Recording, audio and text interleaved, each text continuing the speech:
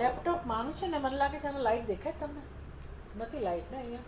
અહીંયા લાઇટ હોવી જોઈએ છે ને માતાજી હારી તો કેમ જતું રહે છે? સફેદ લાઈટ ફરી વાર જતું રહ્યું. કંઈ નહીં, ચલો જુઓ 5 મિનિટ પાછી. કનેક્શન નથી, લાઈટ જ છે.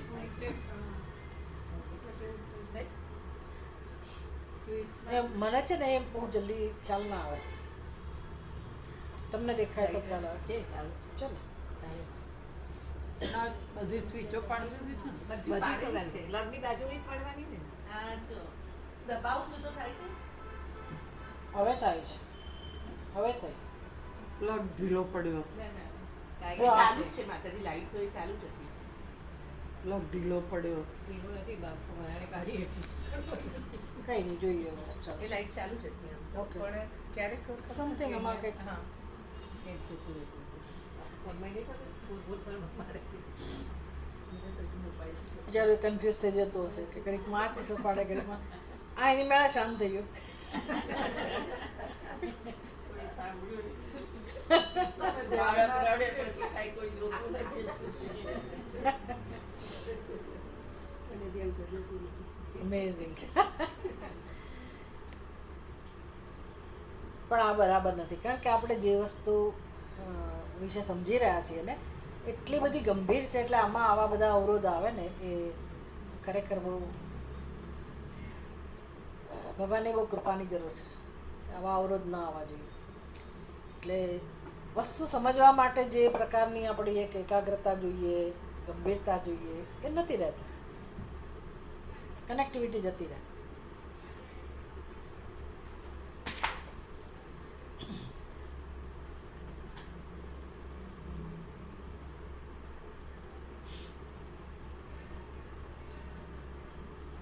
એટલે પરમાત્મા સ્વરૂપમાં ખરેખર એવા કોઈ વિભાગ શક્ય જ નથી કે જીવ પરમાત્મા કરતાં જુદો હોય, જગત પરમાત્મા કરતાં જુદું હોય.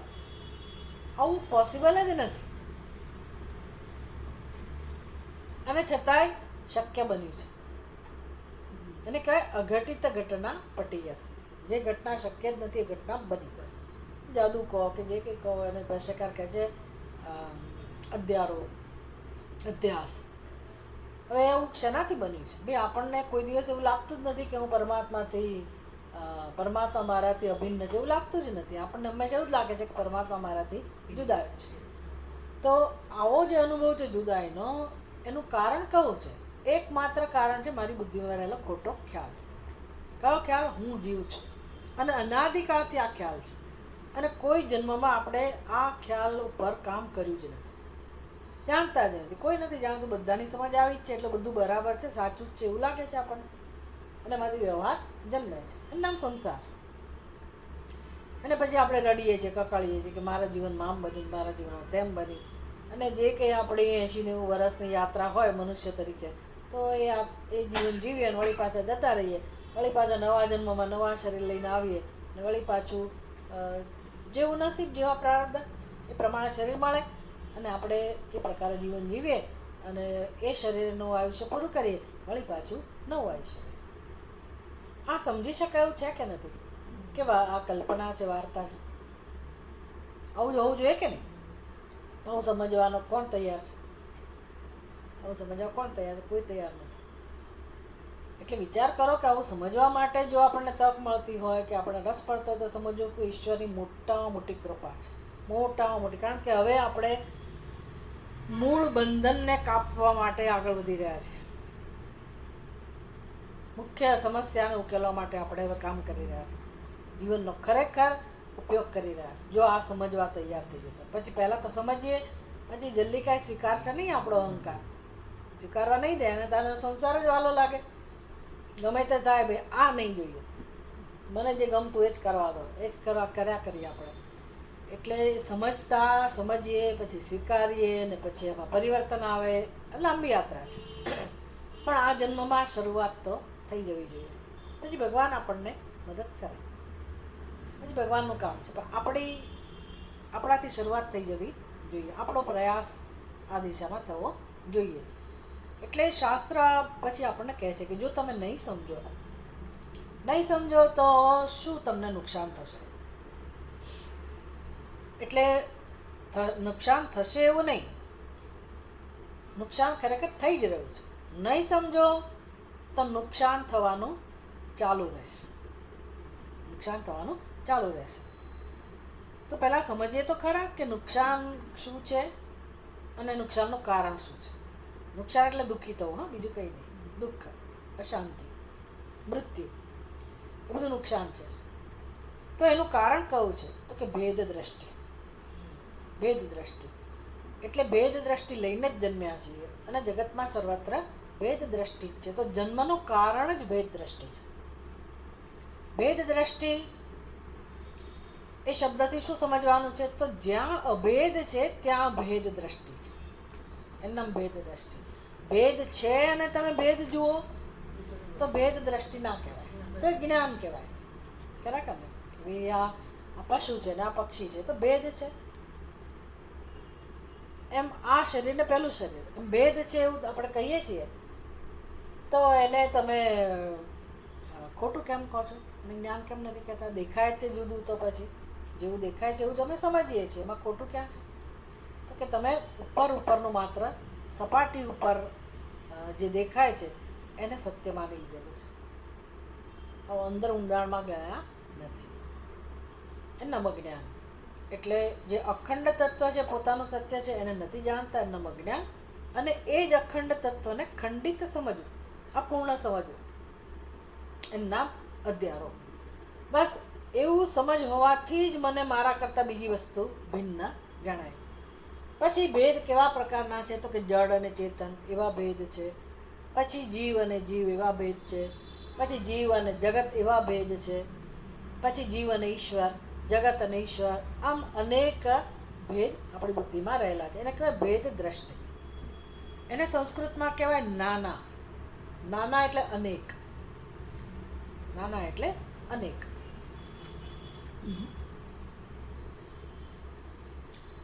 હવે જેમ કોઈ બાળકને ખબર ના હોય, માટીના રમકડા હોય અનેક બધા, અને બાળક છે ઝઘડો કરતું હોય કે રડતું હોય, દુઃખી થતું હોય, એનું રમકડું તૂટી ગયું, પણ માટીનું રમકડું હતું તો તૂટી જાય એવું હતું, તો આપણે એને કહીએ એમાં શું, હું તને બીજું લાવી આપીશ. તો એનો આગ્રહ કેવો હોય? મને એ જ જોઈએ. તો આવું એની બુદ્ધિમાં કેમ નિશ્ચય છે? કારણ કે એ રમકડાને સત્યતા આપે છે, રમકડાના આકારને એ સત્યતા આપે છે. અનેક રમકડા છે, એમાંથી એને એ જ રમકડું ગમે છે. અને અનેક રમકડા, આ રમકડું પહેલા રમકડા કરતાં ભિન્ન છે. તો ભેદ દૃષ્ટિ. ભેદ દૃષ્ટિ એટલે આપણી દ્રષ્ટિ ભેદ દૃષ્ટિ નથી. માટીના રમકડા બાળકની ભેદ દૃષ્ટિ છે. આપણી દ્રષ્ટિ કેવી છે? આપણને અનેક રમકડા દેખાય છે ખરા, પણ આપણી સમજ કેવી છે? એ બધા માટી છે, બધા માટી છે. માની લો કે સાકરમાંથી બનાવેલા રમકડા હોય, બરાબર ને? સાકરમાંથી બનાવેલા રમકડા હોય, પણ તોય બાળક ઝઘડો કરતું હોય કે ના મને તો આ ઊંટ જ ગમે છે, કે મને તો ઘોડો જ ગમે છે. તો ફેર શું છે સાકરના બધા રમકડામાં? ફેર શું છે? બધા સ્વભાવમાં કેવા છે? મધુર જ છે ને.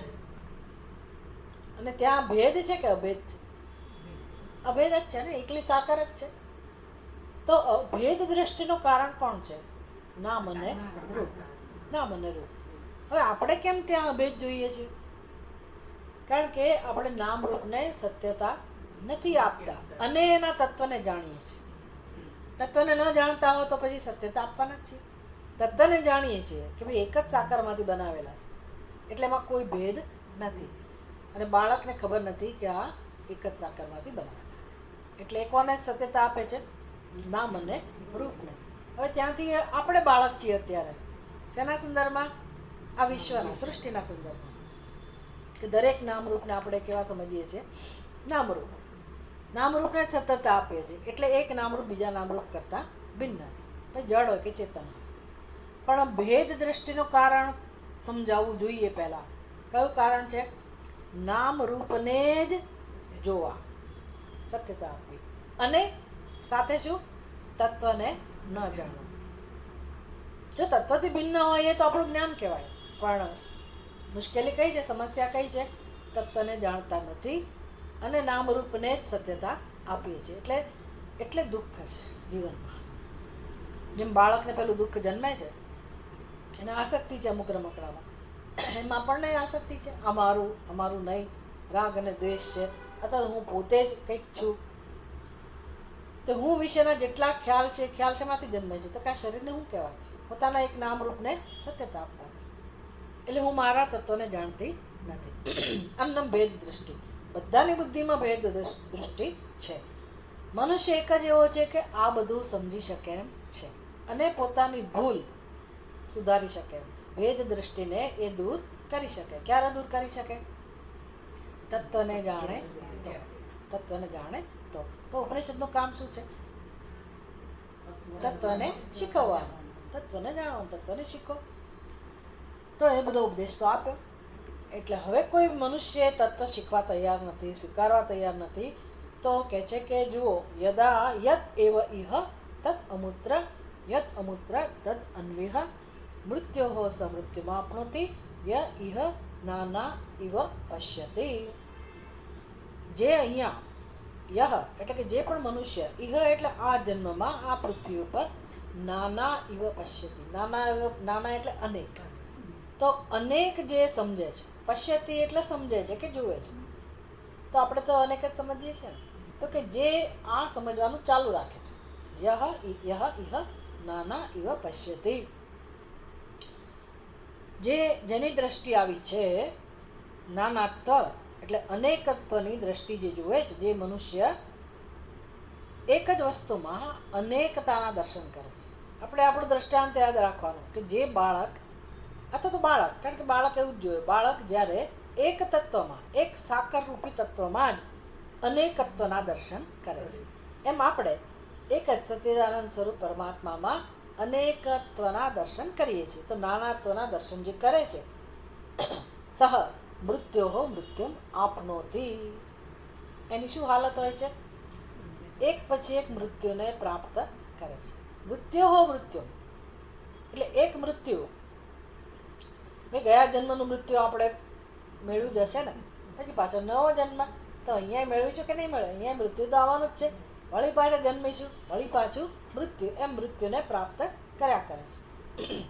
એટલે કે જન્મ મૃત્યુને પ્રાપ્ત થયા કરે છે.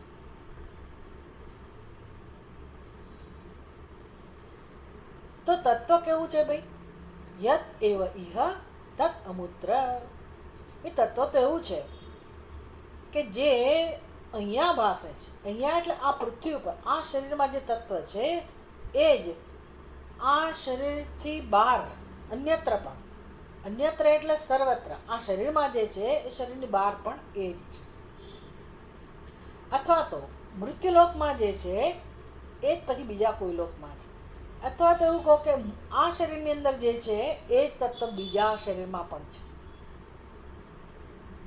મારો આત્મા છે એ જ આત્મા બીજાનો આત્મા છે. ભાઈ તમારો આત્મા ને મારો આત્મા એવો ભિન્ન આત્મા નથી. એને કહેવાય યદ એવ ઇહ, જે અહીંયા છે તદ અમૂત્ર, બીજે પણ એ જ છે. યદ અમૂત્ર તદ અન્વિહ, અને જે બીજે છે એ જ પાછું અહીંયા છે. એટલે બીજે ક્યાંય પણ જીવ સૃષ્ટિ હોય કે ક્યાંય પણ અસ્તિત્વ હોય એ અહીંયા પણ એક છે, અને જે અહીંયા છે એ જ બીજે છે. આ બધી કહેવાની રીત છે, કારણ કે આપણી બુદ્ધિમાં ભેદ છે ને, એટલે કહેવાનું તાત્પર્ય એક જ છે કે એક જ તત્વમાંથી આ જગત બનેલું છે. જગતની અંદર કોનો સમાવેશ કરશો? જગત કોને કહેશો?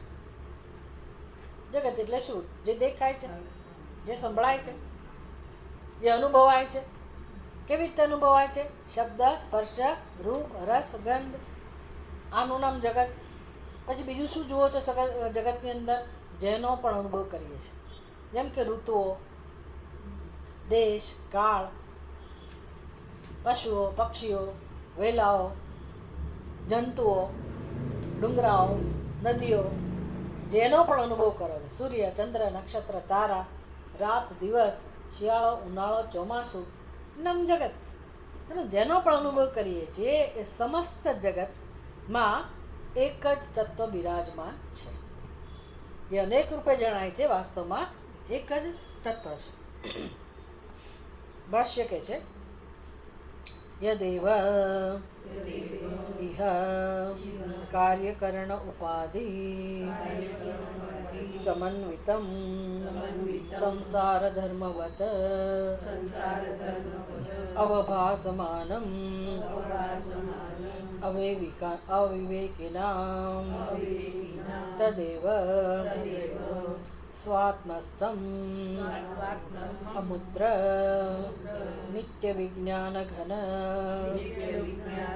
સ્વભાવમ સર્વ સંસાર ધર્મ વર્જિતમ બ્રહ્મ.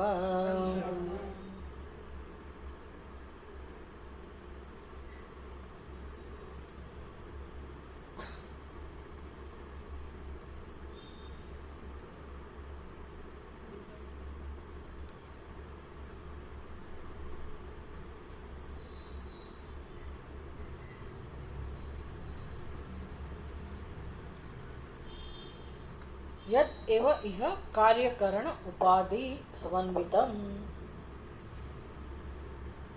કાર્યકરણ ઉપાધિ. કાર્યકરણ ઉપાધિ એટલે કાર્ય અને કરણ. એક એનો શબ્દ આ રીતે છૂટો પડે. કાર્યકરણ ઉપાધિ એટલે આપણી ઉપાધિ. એમાં કેટલી કેટલી વસ્તુઓ છે તો કે કાર્ય. કાર્ય કોને કહેવાય? પંચમહાભૂતમાંથી જે સર્જાયેલું હોય એને કાર્ય કહેવાય. તો આ એક આખું શરીર કાર્ય છે. એમાં કરણો પણ છે. કરણો એટલે શું? સાધનો, જ્ઞાનેન્દ્રિયો, કર્મેન્દ્રિયો વગેરે. તો આને ઉપાધિને શું કહેવાય? કાર્યકરણ સંગાત. આ દરેક શરીર ભગવાને બનાવ્યા.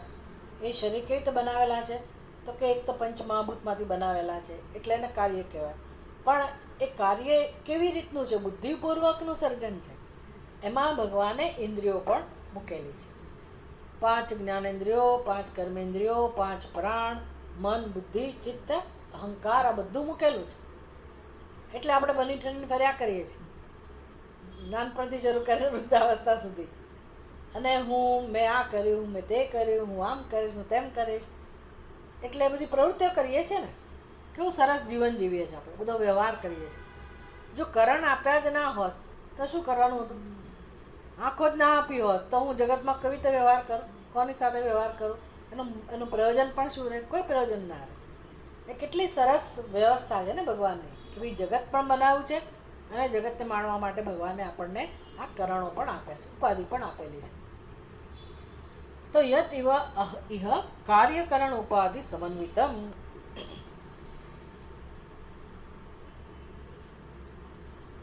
જે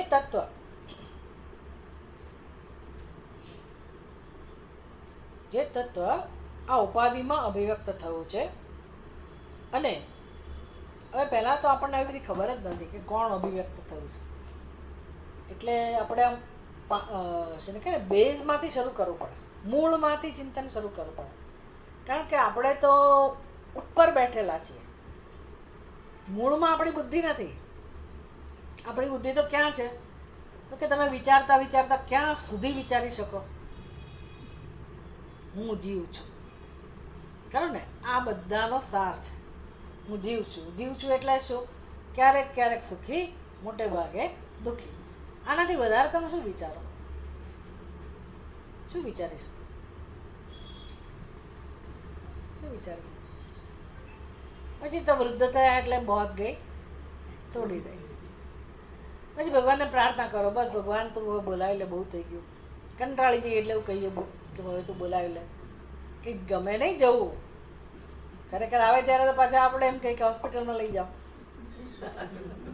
ના લઈ જાય એનું દુઃખ લાગે. બહુ વિચિત્ર છે આ બધું, વિચિત્ર છે. એટલે પણ તમે વિચારી વિચારીને શું વિચારો? અહીં સુધી વિચારો, ખરું કે નહીં? એટલે તમે ગમે તેવું વિચારો એ તમારો વિચાર જ છે, વિચાર જ છે. સત્ય શું છે? સત્ય શું છે? આમાંની એકેય વસ્તુ તમારા સ્વરૂપને સ્પર્શતી નથી. કેમ તો કે વિચાર સિવાય મારી પાસે કંઈ જ નથી. મારી પોતાની મૂડી કંઈ જ નથી. હું વિચારી ક્યારે શકું? બુદ્ધિ હોય તો. એટલું તો ખરું કે નહીં? બુદ્ધિ હોય તો વિચારી શકું, શ્વાસોશ્વાસ ચાલતા હોય તો હું આ બધું કરી શકું. તો બુદ્ધિ મારું સર્જન છે? બુદ્ધિમાં વિચારવાનું સામર્થ્ય મારું સર્જન છે? શ્વાસોશ્વાસ જે શરીરને ચલાવે છે એ મારું સર્જન છે? તો તમે વિચાર કરો કે મારા વિચારો સિવાય શું મારું છે? બધું શું છે? ઈશ્વર જ છે ને. ભલે ને આપણે કશું જાણતા ના હોય પણ સ્વીકારવું તો પડે જ ને કે મેં કે મારા માતા પિતાએ આ બધું બનાવ્યું નથી. તો જે હોય તે પણ છે તો શું? ઈશ્વર. મારા કેસમાં આ વસ્તુ સત્ય હોય, તમારા માટે શું હોય? તો બીજા કોઈના માટે શું હોય? તો સર્વત્ર કઈ વસ્તુ છે? ઈશ્વર જ છે ને. તો પછી મનુષ્ય રૂપે કોણ પ્રગટ થયેલું છે, અભિવ્યક્ત થયેલું છે? ઈશ્વર. પશુ પક્ષી રૂપે કોણ છે? એના શરીરોના રૂપમાં કોણ છે? એ જ છે ને. આખું વિશ્વ જગતમાં જે કંઈ વર્ણન કર્યું એ બધું એ કોણ અભિવ્યક્ત થયું છે? ઈશ્વર જ ને. તો એ તો એક જ થયો ને, એક જ તત્વ. તો જે તત્વ આ રીતે અભિવ્યક્ત થઈ રહ્યું છે તો આપણને શું દેખાય છે? એ પરમાત્મા નથી દેખાતું. આપણને શું દેખાય છે? નામ અને રૂપ. એટલે કે જે કાર્યકરણ ઉપાધિ સમન્વિતમ. તો ખરેખર તો બધી કાર્યકરણ ઉપાધિમાં એ જ છે ને. કાર્યકરણ એ જ છે ને. કાર્યકરણમાં જે અભિવ્યક્ત થાય છે એ પણ કોણ હોય? એ જ હોય ને. તો છે તો એક જ તત્વ. સમન્વિતમ સંસાર ધર્મવત અવભાસમાનમ. અવૈવિકાનામ. જે નથી જાણતા એને હવે શું લાગે છે કે દરેક નામરૂપ સત્ય છે. એટલે હવે હું સંસારી છું. મારા વિશેનો મારો ખ્યાલ કેવો હોય? હું સંસારી છું. તમારા માટેનો તમારો ખ્યાલ કેવો હોય? તમે સંસારી છો. અને હું તમારા કરતાં ભિન્ન છું, તમે મારા કરતાં ભિન્ન છો. આ માણસ સારો છે, આ માણસ ખરાબ છે, પશુઓ છે, પક્ષીઓ છે, સારા છે, ખરાબ છે, જે કંઈ છે એ બધું આપણને જણાય છે. આપણને જણાય છે. તો ખરેખર કોણ જણાય છે આ રૂપમાં? ઈશ્વર જ જણાઈ રહ્યો છે ને. એટલે ઈશ્વર કેવો જણાય છે? સંસારી હોય એવો. હું મને સંસારી સમજું એનાથી કે મારી અંદર રહેલું ઈશ્વર તત્વ સંસારી બની જતું નથી. તમે તમારી જાતે સંસારી કહેતા હો તો પણ તમારી અંદર રહેલું તત્વ સંસારી બની જતું નથી. એ તો કેવું હોય? જે છે એ જ હોય ને. તો એ તો એક જ તત્વ છે, સચ્ચિદાનંદ સ્વરૂપ પરમાત્મા છે. તો અત્યારે આ ક્ષણે દરેકનું સત્ય તો સચ્ચિદાનંદ સ્વરૂપ પરમાત્મા જ છે, પણ અનુભવાય છે કેવું? સંસાર. કોને? અવિવેકીનામ. જે આ જાણતા નથી, વિવેક કરતા નથી, સમજતા નથી, તત્વને જે જાણતા નથી એના માટે આ પરમાત્મા કેવો જણાય છે? સંસારી. તદેવ સ્વાત્મસ્થમ અમૂત્ર. તદેવ સ્વાત્મસ્થમ. જે મારા કાર્યકરણમાં છે, મારો જે આત્મા છે, સ્વાત્મસ્થમ એટલે કે મારા આત્મરૂપે જે અભિવ્યક્ત થાય છે એ જ તત્વ ખરેખર બીજાના આત્મરૂપે અભિવ્યક્ત થઈ રહ્યું છે. સત્ય તો આવું છે. નિત્ય વિજ્ઞાન ઘન સ્વભાવમ સર્વ સંસાર ધર્મ વર્જિતમ બ્રહ્મ. ખરેખર બ્રહ્મ કેવું છે? તો કે એને કોઈ સંસાર સ્પર્શતો નથી. એ કેવું છે? નિત્ય વિજ્ઞાન ઘન સ્વભાવમ. ભાઈ નિત્ય એ તો છે, એમાં કંઈ જન્મ મૃત્યુ નથી, એમાં કોઈ વર્ધતે વિકાસ નથી, અપક્ષય નથી, વિપરિણામ નથી, વિકાર નથી. સદા સર્વદા એ જ્ઞાન સ્વરૂપ જ છે, એક સમાન જ છે. આવો જ એનો સ્વભાવ છે. એટલે એમાં કોઈ વિકાર નથી, કોઈ નામરૂપ નથી, કોઈ આકાર નથી. છે તો આવું જ એક જ, પણ જણાય છે કેવું? નામરૂપ વાળું, વિકાર વાળું. જેમ પેલો બાળકને રમકડું સાકર કેવી દેખાય છે? નામરૂપ વાળી. સાકર એને ઊંટના રૂપમાં દેખાય છે, સાકર એને ઘોડાના રૂપમાં દેખાય છે. તો એ ઘોડાના રૂપમાં, ઊંટના રૂપમાં કે પછી સસલાના રૂપમાં ખરેખર અભિવ્યક્તિ કોની છે? સાકર. એટલે બાળક કેવું છે? વિવેકી કે અવિવેકી? અવિવેકી. એટલે એને એ ઘોડાના ગુણો, સસલાના ગુણો, આમ ગુણવાળું જાય છે ને એને સંસાર. એના ગુણો એટલે શું? એની અભિવ્યક્તિ અથવા એની વિશેષતા જે કંઈ કહો એનું નામ સંસાર. તો સાકર કેવી જણાય છે? એને વિશેષતાવાળી. કોને? બાળકને. એવી જ રીતે અજ્ઞાની મનુષ્યને આ સચ્ચિદાનંદ સ્વરૂપ પરમાત્મા નામરૂપવાળો, આકારવાળો જણાય છે. છે કોણ? જે અવિકારી છે, અને દરેકના આત્મા રૂપે રહેલો છે. એટલે એવું નથી કે મારે ખાલી કલ્પના કરવાની. હું મારા આત્માને સમજી શકું કે ના સમજી શકું, અનુભવાય તો છે. હું મારા આત્મામાં રસ લઉં તો પછી ધીરે ધીરે એની ઓળખ થાય કે ભાઈ આ આત્મામાં તો કોઈ નામ નથી, રૂપ નથી, આકાર નથી, એમાં કોઈ વિશેષતા નથી. એનો સ્વભાવ તો બસ એવો જ છે કે હોવું હોવું હોવું હોવું હોવું, એ જ એનો સ્વભાવ છે. અસ્તિત્વ જ એનો સ્વભાવ છે, સત્ય એનો સ્વભાવ છે, જ્ઞાન એનો સ્વભાવ છે. એમાં આનંદ જ છે, એમાં શાંતિ જ છે, એમાં પ્રેમ જ છે. જો તમારા આત્મામાં તમે ડોક્યું કરો તો આ બધા ગુણો જણાશે કે ભાઈ આત્મા તો આવો જ છે. કોઈ દિવસ તમને તમારો આત્મા ન ગમતો એવું બન્યું છે? વિચાર કરજો. ના, પણ મને જરાય મારામાં પ્રેમ નથી, હું મને નથી ગમતો, તો જ લોકો આપઘાત કરતા હશે. પણ નથી ગમતું એટલે આત્મા નથી ગમતો એવું નહીં. એના જે ખ્યાલો છે એને કારણે દુઃખની વૃત્તિ જે સહન નથી કરી શકતો એ એને નથી ગમતી. મૂરખ એટલું જાણતો નથી કે હું કોણ છું, એટલે એને તો સુખ જ ગમે છે. પણ હવે સુખનો અનુભવ કરવાની બુદ્ધિ એને મદદ નથી કરતી, એટલે પછી એ રસ્તો અપનાવે છે. એટલે આપણે ક્યારેય આપણને ન ગમતા હોય એવું બનતું નથી. આત્મા ક્યારેય કોઈને ન ગમતો એવું ના હોય. તો તકલીફ ક્યાં છે? મને આત્મા સિવાય બધામાં પ્રેમ છે, એ જ તકલીફ છે. ખબર પડે ને? અનાત્મામાં જ પ્રેમ છે. બે અનાત્મામાં પ્રેમ છે તો કોના જેવી હાલત થઈ? પેલા બાળકને સસલું જ ગમે છે, ઊંટ જ ગમે છે, તો એની શું તકલીફ થઈ? એ જોઈ શકતું નથી કે ઊંટ જેનું નામ કે રૂપ છે એનો આત્મા, એનું સત્ય તો સાકાર જ છે. ભલે જુદા જુદા રૂપમાં લઈને આવ્યું હોય, એ જાણતું નથી. એમ અહીંયા તો ચલો બાળક તો રમકડું જુદું, બાળક જુદું. અહીંયા તો આપણી જ વાત છે સીધી. હવે હું મારા આત્માને જાણતી નથી. આત્મામાં રસ લઉં તો સમજ પડે ભાઈ આત્મા તો મને ક્યારેય નથી ગમતો એવું છે જ નહીં. આત્મા ક્યારેય ન હોય એવું મને અનુભવે નથી. ગમે તે સ્થિતિ કેમ હોય, આત્મા તો મારી સાથે છે. આત્મા આનંદ સ્વરૂપ જ છે, આત્મા જ્ઞાન સ્વરૂપ જ છે, આત્મા પ્રિય જ છે, પ્રિય જ છે.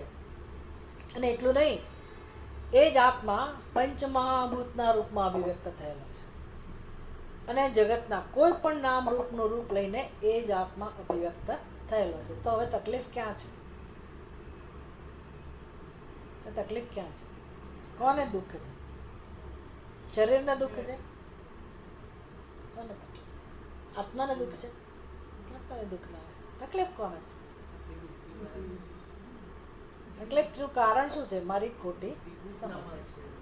કઈ સમજ? તો કે બસ આ ઉપાધિ એટલે મારી.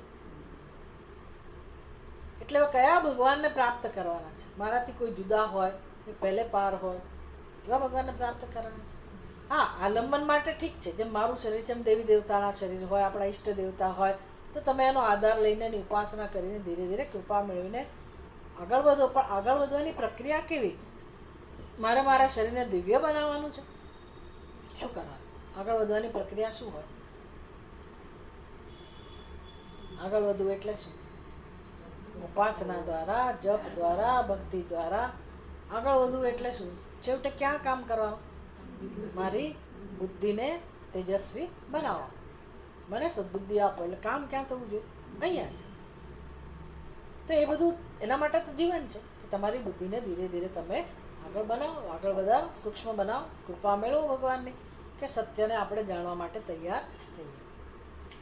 કારણ કે અજ્ઞાન એક જ સમસ્યા છે, અજ્ઞાન જ સમસ્યા છે. આ સમજાય એટલી જ વાર છે. પછી આપણને કોઈ કહેવું ના પડે કે તમે સત્સંગ કરો, ચિંતન કરો, મનન કરો, કોઈ કહેવું ના પડે. તો કહે છે કે બ્રહ્મ તો આવું છે, પણ અવયવી જે લોકો છે એને કેવું જણાય છે? સંસારવાળું, સંસારી. અને ખરેખર કેવું છે? સર્વ સંસાર ધર્મ વર્જિતમ બ્રહ્મ. બધા સંસારના ધર્મથી વર્જિત. હવે સંસારના ધર્મ કોને કહીશું એ યાદ રાખવાનું પાછું. સંસારનો ધર્મ કોને કહીશું?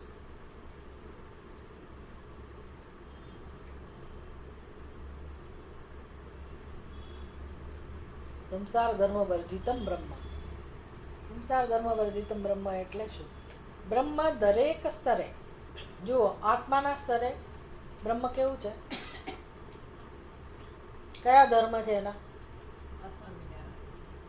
જ્ઞાન સ્વરૂપ ને. આત્માના સ્તરે એટલે સચ્ચિદાનંદ સ્વરૂપ. પછી એને અસંગ કહો, પવિત્ર કહો, જે કંઈ કહેવું હોય.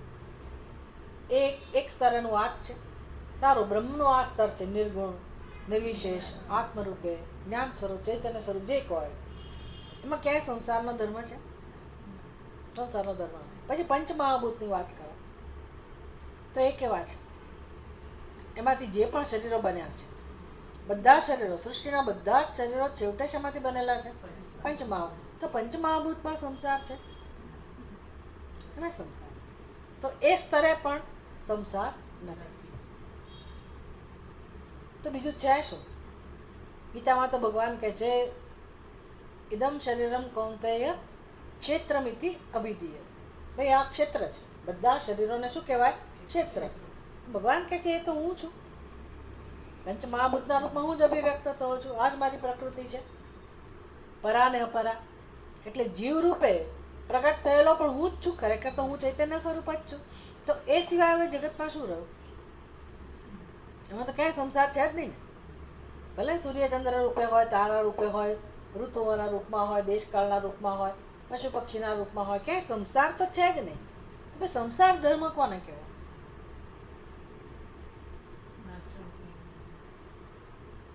નાશવંત કઈ સંસાર ધર્મ નથી. નાશવંત એટલે શું? એ તો પ્રકૃતિ છે. સંસાર ધર્મ કોને કહેશે? સંસાર ધર્મ ક્યાં રહેલો છે? બુદ્ધિમાં. કઈ રીતે? હું શરીર છું, એમાં ભગવાન આવતો નથી. પડે ને? બસ આ સંસાર ધર્મ. હું શરીર છું, હું મનુષ્ય છું, હું સ્ત્રી છું, હું પુરુષ છું. એટલે યોગશાસ્ત્ર આવી રીતે સિમ્પલી મૂક્યા 5 ક્લેશને કે ભાઈ પહેલાં અવિદ્યા, પછી એમાંથી હું કંઈક છું, અસ્મિતા, હું આ શરીર છું, પછી એમાંથી આગળ શું વધે? મારું ને તારું, રાગ અને દ્વેષ. તો પંચમહાભૂતમાં રાગ દ્વેષ છે? પંચમહાભૂત ક્યારે એવું કહે છે કે હું પંચમહાભૂત છું? એ હું તરીકે પોતાને જાહેર કરે છે? તો સંસાર ત્યાંય નથી. અને સચ્ચિદાનંદ સ્વરૂપ પરમાત્મામાં પણ સંસાર નથી. તો સંસાર ક્યાં છે? કેવળ મારી બુદ્ધિ. અવિદ્યા શેમાંથી જન્મ્યો?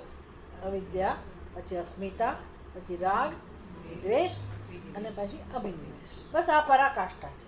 એટલે મેં કહ્યું ને, હું ક્યાં સુધી વિચારી શકું મારા વિશે? હું નકામી છું, હું નિષ્ફળ છું, હું દુઃખી છું. એટલે તિરસ્કાર વધતા વધતા વધતા મારી જાતને હું સમર્પિત કરી દઉં, મરી જવાની ઈચ્છાવાળી થઈ જાઉં કે ભાઈ મારે જીવવું જ નહીં. ત્યાં સુધી મારી તાકાત છે. પણ તેથી શું? તેથી મારા શરીરમાં કંઈ થાય? હા, મારા વિચારોને કારણે શરીર પછી વિચારો મને સાથ ના આપે, માંદું પડી જાય, એવું થાય, એ જુદી વાત છે. પણ બાકી પંચમહાભૂત તો પંચમહાભૂત છે. એને કંઈ આ સંસાર સ્પર્શતો નથી. અને અંદર જે ચૈતન્ય સ્વરૂપ પરમાત્મા છે એને પણ સંસાર સ્પર્શતો નથી. તો સંસાર ધર્મ કોને કહેવો? મારા ખોટા વિચાર. એટલે ખોટા વિચારો હોય ત્યારે પણ જે મારું સત્ય છે, સચ્ચિદાનંદ સ્વરૂપ પરમાત્મા, એ તો સર્વ સંસાર ધર્મથી વર્જિત છે. એને કોઈ સંસારનો ધર્મ સ્પર્શતો નથી. હું ભલે માનથી હું મરી જઈશ, પણ આત્માને તો કંઈ એ સ્પર્શતો નથી. કારણ કે એને મૃત્યુ નામની વસ્તુ જ ખબર નથી. જન્મ નામની વસ્તુ પણ ત્યાં લાગુ પડતી નથી. ખરેખર તો ક્યાંય લાગુ નથી પડતી. આપણી બુદ્ધિ સિવાય ક્યાંય છે જ નહીં જન્મ મૃત્યુ. તકલીફ એક જ છે કે આપણે આપણી બુદ્ધિનો ઉપયોગ કરવા માંગતા નથી. પકડી રાખ્યું છે કે ના, તો ભલે ને તમે કહો એટલે શું, ભગવાન કહે એટલે શું. અર્જુનને થાય, ભગવાન તમે આ બધી વાત કરો, તમે કહો, તમે કરી શકો, બીજા કરી શકે, પણ હું કરી શકું નહીં. એ કેમ ના કરી શકાય? મારું મન જ આવું છે ભગવાન, મારી બુદ્ધિ જ આવી છે. તો ભગવાન શું કહે છે? બધાની બુદ્ધિ આવી જ છે. અભ્યાસ એને તો કૌંતેય વૈરાગ્યને જ. ભાઈ આ જ કામ કરવાનું. બુદ્ધિને ધીરે ધીરે આ જ શીખવાડવાનું છે. મનુષ્યનો જન્મ આના માટે જ છે. યચ્ચ અમૂત્ર, શોધવું પડશે તમારે, નહીં? પેરેગ્રાફમાં છેલ્લી નીચેની 3 લાઈન. યચ્ચ અમૂત્ર અમુષ્મિન આત્મની સ્થિતમ તદેવ ઇહ નામ રૂપ કાર્યકરણ ઉપાધિમ અનુવિભાવ્યમાનમ નાન્યત.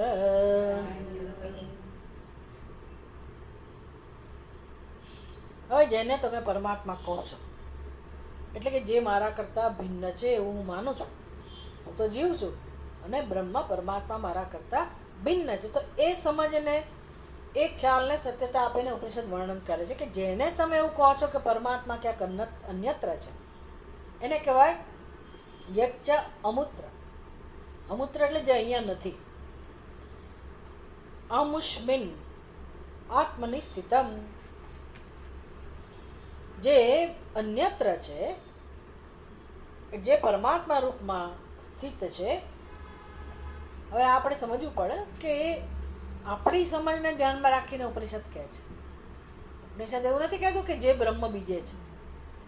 હું કહું છું કે બ્રહ્મ બીજે છે અને હું અહીંયા છું એટલે કહું કે ભાઈ જેને તમે અહીંયા કહો છો આ પૃથ્વી ઉપર, સંસારમાં, જીવોમાં, જે કંઈ છે એમાં, કારણ કે એમાં આપણને ઈશ્વર દેખાતો નથી. એમાં તો આપણને જીવ જ દેખાય છે, સંસાર જ દેખાય છે, વિશ્વ જ દેખાય છે. તો કે તમે જેને વિશ્વ કહો છો, જીવ કહો છો, સંસાર કહો છો, ત્યાં પણ એ જ સચ્ચિદાનંદ સ્વરૂપ પરમાત્મા છે. જગતના રૂપમાં પણ એક છે, નામ રૂપમાં પણ એ જ છે. અને હવે મારી સમજ છે કે ભાઈ હું તો જીવ છું અને તમે બધા જગત છો. ઈશ્વર ક્યાં છે? સાતમે આસમાન, ઉપરવાળો જાણે. એટલે તદ અમૂત્ર એટલે શું? ઉપરવાળો. ઉપરવાળો એ કરે ખરું. આમ આપણે એને કેવો રાખીએ છીએ? માનીએ ખરા ઈશ્વરમાં, પણ છે ક્યાં? મારી અંદર એ નથી ને આજુબાજુ નથી. બહુ દ્રઢ સમજ છે આપણી. ઓહો. પછી તમારે માઇક મૂકીને મોટેથી બોલાવવા પડે ને, અલ્લાહ જે કે રીતે બોલાવો, કે મંદિરમાં કંઈ જ્યાં પણ દરેકને એમ મોટેથી હે રામ, હે ભગવાન, તું સાંભળ.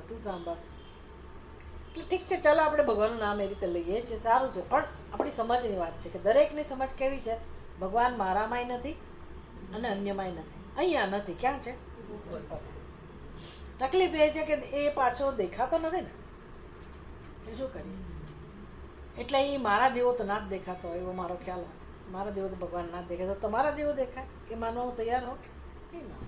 આની અંદર ભગવાન, આ મારા ઘરમાં મને ખબર છે કોણ કેવી રીતે મારી વ્યવહાર, તમે એમાં હું ભગવાનને ના જ હોય ને ભગવાન. એટલે ક્યાંય મને ભગવાન દેખાતો નથી. એટલે પછી શું કરીએ આપણે? અને ભગવાન આવો હોય જ નહીં હોય તો આનંદ સ્વરૂપ જ હોય, તો પૂર્ણ જ હોય, તો સર્વજ્ઞ સર્વશક્તિમાન જ હોય. તો ક્યાંય જગતમાં કોઈ વ્યક્તિ કે જીવ એવો દેખાતો નથી. થોડુંક આપણા કરતાં વધારે હોય એટલે આપણે આમ અભિભૂત થઈ જાય, જુદી વાત છે. પણ બાકી ઉપરવાળો એટલે ઉપરવાળો. એટલે તદ અમૂત્ર, તો કે તમને જે ઉપરવાળો જણાય છે ખરેખર એ જ અહીંયા છે. જેને તમે જુદો કહો છો, જુદો બીજે રહે છે એવું સમજો છો, ભિન્ન છે એવું સમજો છો, અમુષ્મિન આત્મનિશ્ચિતમ તદેવ ઇહ, એ જ અહીંયા છે. કેવી રીતે? નામ રૂપ કાર્યકરણ ઉપાધિ અનુવિભાવ્યમાનમ. ભાઈ એણે જ આ બધા વેશ લીધેલા છે, એણે જ વેશ લીધેલા છે. સીધી વાત છે. આપણે સાદો સીધો તર્ક વાપરીએ તો સમજાય. જો એક જ સત્ય હોય, એક જ પરમાત્મા હોય અને બીજું કંઈ હોય જ નહીં, તો ભાઈ અત્યારે જે અનુભવાય છે, જેવું પણ અનુભવ આવતો એ હોય કોણ? એ જ હોય. એટલે હવે શું કરવાનું? તો પછી હું જીવ છું એ મારો ખ્યાલ મારે બદલવો પડે. કારણ કે મારા રૂપમાં કોણ હોય? આપણે ત્યાં કામ કરવા નથી માંગતા. બીજા બધામાં ભગવાન છે એ કદાચ માની લઈએ, ખરો ને, કે આ બધામાં ભગવાન છે. પણ મારામાંય ભગવાન છે અને મારે એને ઓળખવો જોઈએ. તો ના સમજીએ તો પછી એવો અભિમાન જન્મે કે મારામાં ભગવાન છે જ ને, બસ હવે મારે કશાની જરૂર નથી, સત્સંગ કરવાની જરૂર કે મારા આત્મરૂપે ભગવાન રહેલો. એટલે ભાઈ વાત તો સાચી છે, આત્મરૂપે ભગવાન છે, પણ તું માને છે શું? તને મારામાં ભગવાન, પણ કયા તારામાં ભગવાન? ઉપદેશ કેવો છે? બધામાં ભગવાન છે એવો ઉપદેશ નથી. આ જે છે તે ભગવાન, જેને તમે ઉપરવાળો કહો છો, બધાથી પર કહો છો, એ જ આ બધા રૂપમાં છે. જે સાકર છે તત્વ, એ જ દરેકે દરેક રમકડામાં છે. એવું નહીં કે ઊંટની અંદર સાકર છે અને બકરીની અંદર સાકર છે અને સસલાની. એ આખું સ્વરૂપ જે છે શરીર સાથે એ કોણ છે? સાકર. હવે આ પાંચ મહાભૂતને કે બ્રહ્મ કહેવાય? પાંચ મહાભૂતને બ્રહ્મ કહેવાય કારણ કે આપણને કંઈ શરીરને જાણતા નથી. સમજ પડે ને? આપણે ખાલી શરીરના રંગને, રૂપને, વજનને, આકારને એને જ મહત્વ આપીએ છીએ. એક એનું રૂમાટું તો ઉત્પન્ન કરી બતાવો. એ આડાવાળા જેવો એ ખેંચી કાઢીએ, દૂર કરી નાખીએ સુંદરતા દેખાડવા માટે. ભલે કરીએ પણ એ એક ઉત્પન્ન તો કરી બતાવો. કોણે સર્જ્યું છે? એક એક કોષની અંદર જે બધું કામ થઈ રહ્યું છે, એક એક વસ્તુ ને નાનામાં નાનો કોષ, કોઈ પણ સર્જન જે છે ઉપાધિમાં કશું પણ અર્થ વગરનું છે. તમે કોઈ ઉત્પન્ન કરી શકો? કોઈ ચમત્કાર બતાવી શકે એવો? તો શું હશે? એને શું કહેવું પડે? જે સસલું કહો છો, બકરી કહો છો, એનું શરીરે સાકરમય જ છે ને. એમ ખરેખર સર્વત્ર જે છે પંચમહાભૂત બધું બરાબર છે, પણ એ પંચમહાભૂત પણ કેવી રીતે પ્રગટ થાય છે? આત્મનઃ આકાશ સંભૂત.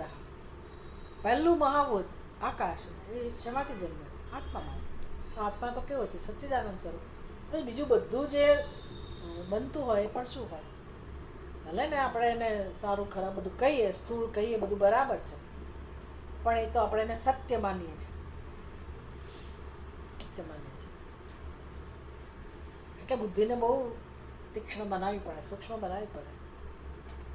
આમ તો માની ના શકાય કારણ કે એટલું સ્થૂળ આપણને લાગે છે ને. તો આ સચ્ચિદાનંદ સ્વરૂપ આત્મા છે એવું કેવી રીતે સ્વીકારી શકાય? ના જ સ્વીકારી શકાય ને. એટલા માટે એકદમ કંઈ આપણને બધું આપણે સ્વીકારી લેવું નથી, પણ ધીરે ધીરે આપણે બુદ્ધિને તૈયાર કરી શકીએ કે ભાઈ ભલે મને ના લાગતું હોય પણ હોય કોણ? તો મારા વિચારોમાં વિવેક નથી અને દુઃખનું કારણ જો અવિવેક જ હોય અને મારે દુઃખમાંથી મુક્ત થવું હોય તો શું કામ કરવાનું રહ્યું? આ શરીરની સાથે કુસ્તી કરવાની જરૂર છે? એ હેલ્થ માટે ભલે કરો, તો બીજું શું કરવાની જરૂર છે? અવિવેક દૂર શેનાથી થાય? વિવેક. વિવેક ક્યાંથી લાવો? બધાની બુદ્ધિમાં અવિવેક છે. વિવેક ક્યાંથી લાવો? શાસ્ત્રમ પઠ આત્માવારે દ્રષ્ટવ્ય શ્રોતવ્ય મંતવ્ય. એટલા માટે વિચાર કરો કે બુદ્ધિ કેટલી અગત્યની વસ્તુ છે. બુદ્ધિને સંભાળવી કેટલી મહત્વની છે. નહીંતર આ દુઃખ જે છે ને કારણ વગરનું એ આપણી બુદ્ધિને ખતમ કરી નાખે, આપણી શક્તિઓને હણી લે. પછી જે આપણે જાણવાનું છે જાણવા માટે બુદ્ધિ કામ જ ના આપે. આવું જ છે ને અત્યારે દરેકની સ્થિતિ જુઓ. માણસ બિચારો કંટાળી જાય, કશું સમજાતું નથી. એ વખતે સત્સંગ કરવાનો આપણે એને કહીએ ના જ ગમે ને બિચારો. મુશ્કેલ છે પણ કેટલો સરસ ઉપદેશ છે.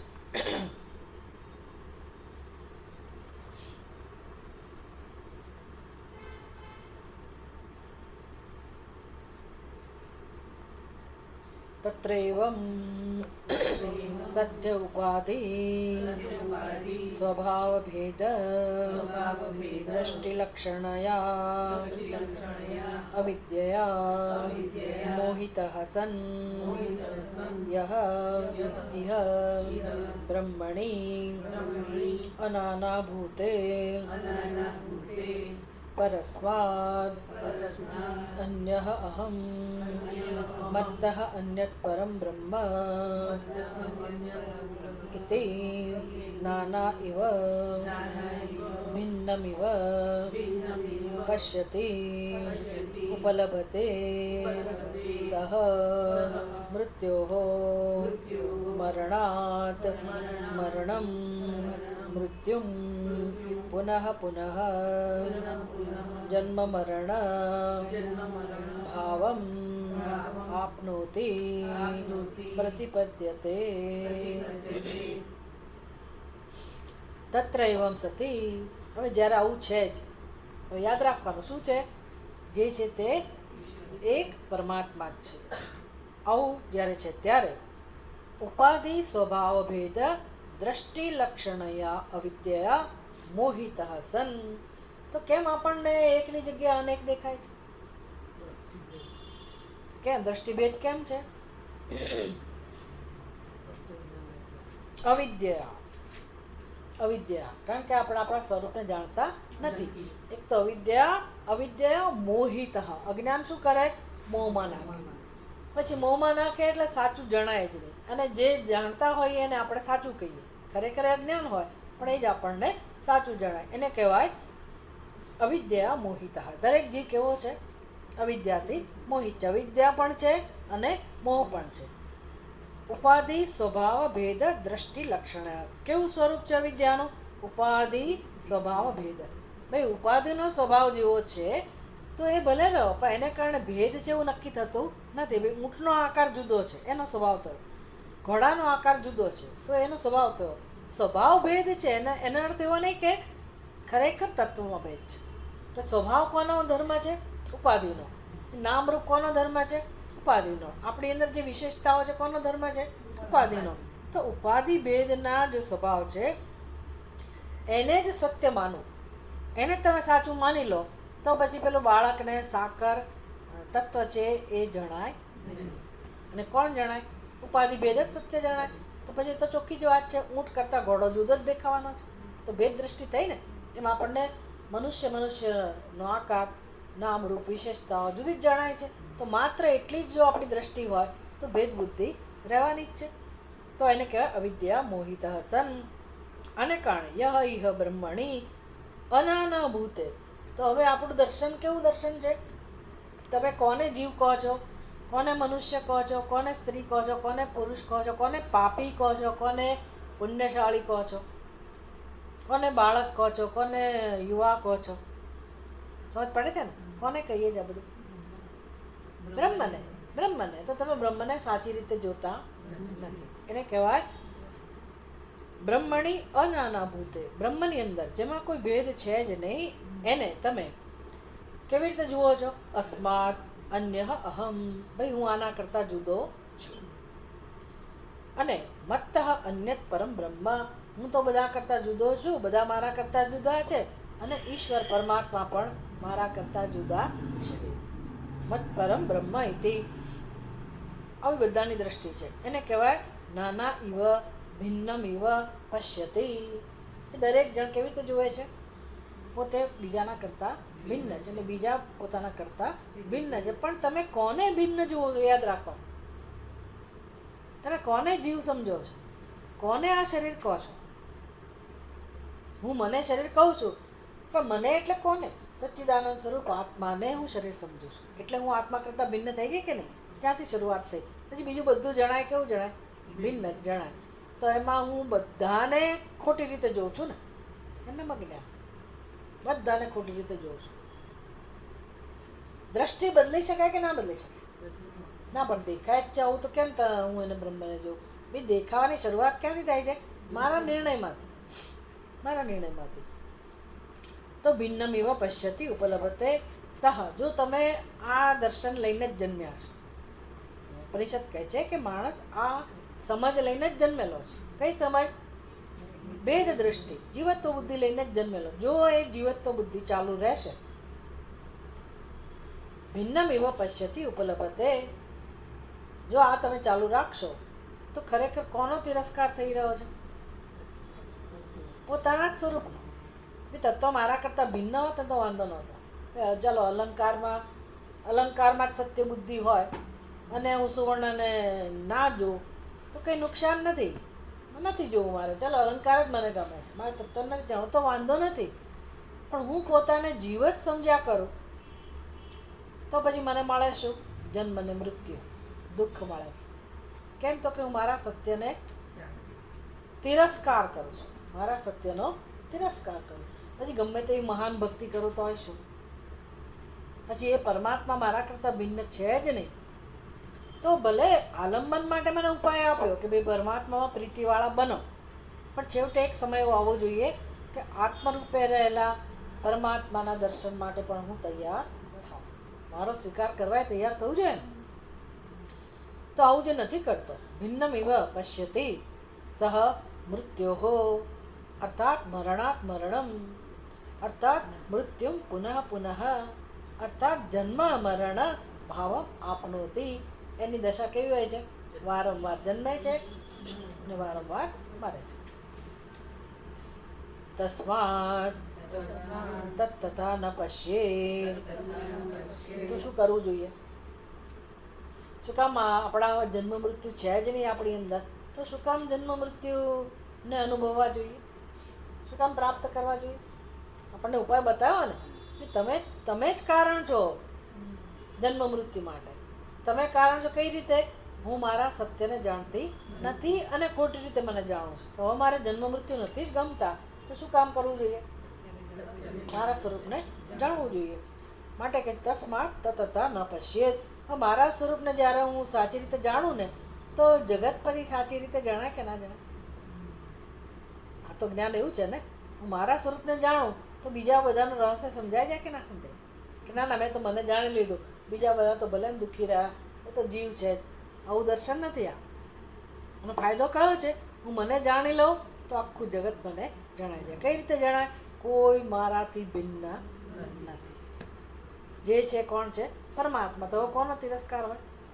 કોના માટે રાગ હોય? કોના માટે દ્વેષ હોય? સુષુપ્તિમાં કોના માટે રાગ દ્વેષ છે? છે કોઈના? તો રાગ દ્વેષ નથી ત્યાં અનુભવ શેનો છે? શાંતિનો. તો એ તો સુષુપ્તિમાં અનુભવાય છે. જાગ્રતમાં જો રાગ દ્વેષ ના રહે, ભિન્ન બુદ્ધિ જ ના રહે, તો જાગ્રતમાં શેનો અનુભવ હોય? પરમ સુખનો, પરમ શાંતિનો હોય કે ના હોય?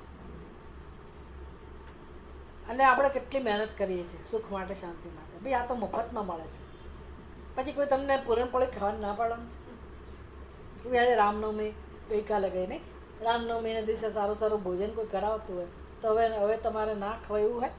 કેમ? તો કે અભેદ દૃષ્ટિ, બ્રહ્માર્પણમ બ્રહ્મવી, એ બધું બ્રહ્મ જ છે એટલે મારે કે સારું સારું એવું હોય? ખાઈ પીને મજા જ કરવાની હોય ને. પછી જે તમે જીવનમાં તમારે જે જરૂરી છે કરતા હો, સર્વત્ર શેનો અનુભવ હોય? આનંદનો, શાંતિનો. તસ્માત તથા ન પશ્યેત. ભાષ્યકાર કે છે માટે તમે આવી ભેદ બુદ્ધિ ના રાખો. વિજ્ઞાનૈક રસમ નૈરંતર્યેણ આકાશવત પરિપૂર્ણમ બ્રહ્મૈવાહમ અસ્મીતિ પશ્યેત ઇતિ વાક્યાર્થ. તો શું કહેવા ઈચ્છે છે? તમે આ ભેદ દ્રષ્ટિ દૂર કરીને વિજ્ઞાન એક રસમ, જ્ઞાન સ્વરૂપ પરમાત્મા જે એક રસ છે, નૈરંતર્યેણ આકાશવત પરિપૂર્ણમ. તો આત્મા કેવો છે? જેમ આકાશમાં ક્યાંય ખંડ છે? ભલે ને દેખાતું હોય મઠાકાશ ને બહારનું આકાશ, પણ આપણે જાણીએ છીએ કે આકાશ એક જ છે. એવી રીતે આત્મા, જ્ઞાન સ્વરૂપ આત્મા એક જ છે. એમાં કોઈ રીતે કોઈ પ્રકારનો ખંડ નથી. જેમ આકાશની જેમ પરિપૂર્ણ છે, એક જ છે. તદ બ્રહ્મ અહમ અસ્મિ. એટલે હું કોણ છું? મારું સત્ય કોણ છે? એ છે. આવું સમજો. પશ્યેત. ભાઈ આવું સમજવાનો પ્રયાસ કરો. ધીરે ધીરે સમજાશો. કારણ કે હવે બહુ વખતથી આપણે તો આ શરીરને હું કહીએ છીએ ને, વિચારની જ જરૂર છે. વિચાર કરીએ એટલી જ વાર છે. કારણ કે આ શરીર તો જતું જ રહેવાનું. ભલે ને હું શરીરને હું કરું તો શરીર તો જતું જ રહે છે. એવા તો કેટલાય શરીર વાપરી નાખે આપણે. ભલે બધા શરીરને હું જ કહેતા હોઈશું ને, પણ કોઈ દિવસ શરીર આપણું બન્યું છે? આપણે યાર રહ્યું છે? એ તો જાય જ છે. તો મારે વિચાર કરવાની જરૂર છે. ભાઈ જે જવાનું જ છે શરીર, જે શરીરનો ધર્મ જ આવો છે અને એ મારું સ્વરૂપ જ નથી, તો હું એને શું કામ હું કહું? અને મારો જન્મ થયો અને મારું મૃત્યુ થશે, એવી શું કામ ખોટા ખ્યાલોમાં હું જીવું? મારું અજ્ઞાન દૂર કરી શકો ને કે હું કોણ છું. અને આ સર્વત્ર શું છે? દરેકની સ્થિતિ શું છે? હર દેશ મેં તું, હર વેશ મેં તું, તેરે નામ અનેક તું એ કહીએ. તો આ આરાધના માટે તો જન્મ થયો છે આપણો. આ ભક્તિ કરવા માટે તો જન્મ થયો છે. એમાં એવું નથી કે તમે સંન્યાસ લો તો જ આ ભક્તિ થાય. તાકાત હોવી જોઈએ. ઘરમાં રહીને આ દર્શન તો પ્રાપ્ત કરી શકાય ને. મારે મારી બુદ્ધિનો ઉપયોગ કરવો પડે, એના માટે થોડોક સમય આપવો પડે, સત્સંગ કરવો પડે, ચિંતન કરવું પડે, એટલું કરવું પડે.